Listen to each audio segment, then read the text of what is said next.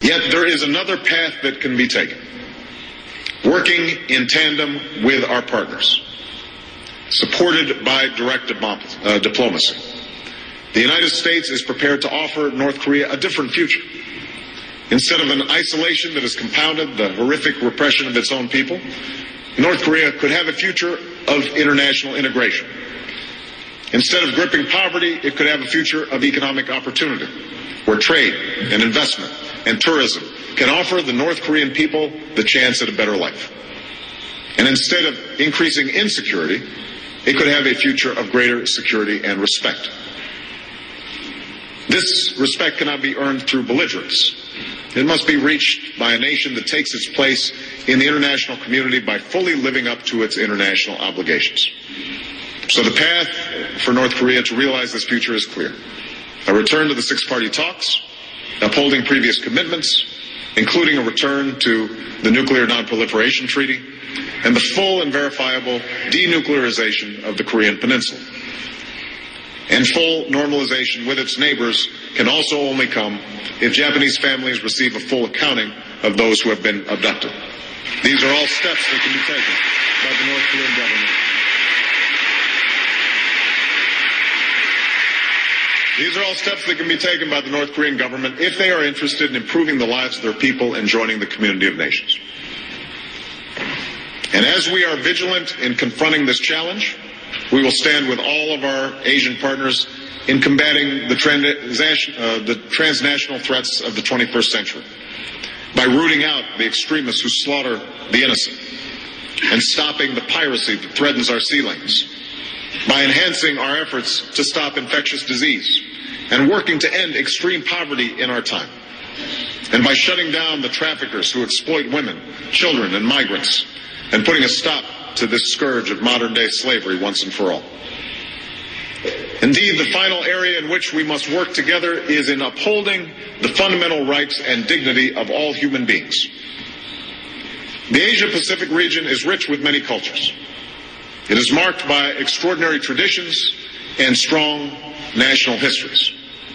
And time and again, we have seen the remarkable talent and drive of the peoples of this region in advancing human progress. Yet this much is also clear. Indigenous cultures and economic growth have not been stymied by respect for human rights. They have been strengthened by it. Supporting human rights provides lasting security that cannot be purchased in any other way. That is the story that can be seen in Japan's democracy, just as it can be seen in America's democracy. The longing for liberty and dignity is a part of the story of all peoples. For there are certain aspirations that human beings hold in common. The freedom to speak your mind and choose your leaders. The ability to access information and worship how you please. Confidence in the rule of law and the equal administration of justice. These are not impediments to stability. They are the cornerstones of stability. And we will always stand on the side of those who seek these rights. That truth, for example, guides our new approach to Burma. Despite years of good intentions, neither sanctions by the United States nor engagement by others succeeded in improving the lives of the Burmese people. So we are now communicating directly with the leadership to make it clear that existing sanctions will remain until there are concrete steps toward democratic reform. We support a Burma that is unified, peaceful, prosperous, and democratic. And as Burma moves in that direction, a better relationship with the United States is possible. There are clear steps that must be taken. The unconditional release of all political prisoners, including Aung San Suu Kyi, an end to conflicts with minority groups, and a genuine dialogue between the government, the democratic opposition, and minority groups on a shared vision for the future. That is how a government in Burma will be able to respond to the needs of its people. That is the path that will bring Burma true security and prosperity.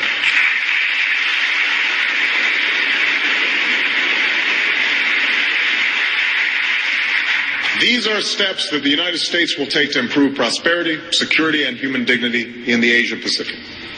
We will do so through our close friendship with Japan, which will always be a centerpiece of our efforts in the region. We will do so as a partner through the broader engagement that I've discussed today. We will do so as a Pacific nation with a president who was shaped in part by this piece of the globe. And we will do so with the same sense of purpose that has guided our ties with the Japanese people for nearly 50 years.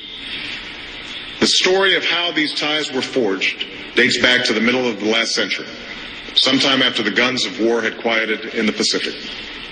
It was then that America's commitment to the security and stability of Japan, along with the Japanese people's spirit of resilience and industriousness, led to what's been called the Japanese miracle, a period of economic growth that was faster and more robust than anything the world had seen for some time.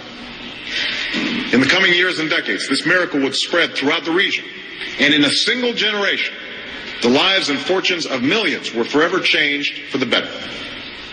It is progress that has been supported by a hard-earned peace and strengthened by new bridges of mutual understanding that have bound together the nations of this vast and sprawling space. But we know that there's still work to be done so that new breakthroughs in science and technology can lead to jobs on both sides of the Pacific and security from a warming planet, so that we can reverse the spread of deadly weapons. And on a divided peninsula, the people of South can be free from fear, and those in the North can live free from want.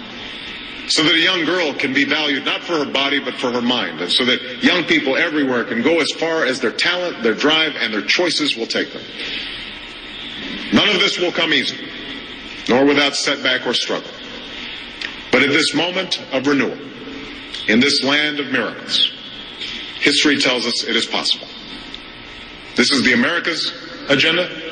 This is the purpose of our partnership with Japan and with the nations and peoples of this region.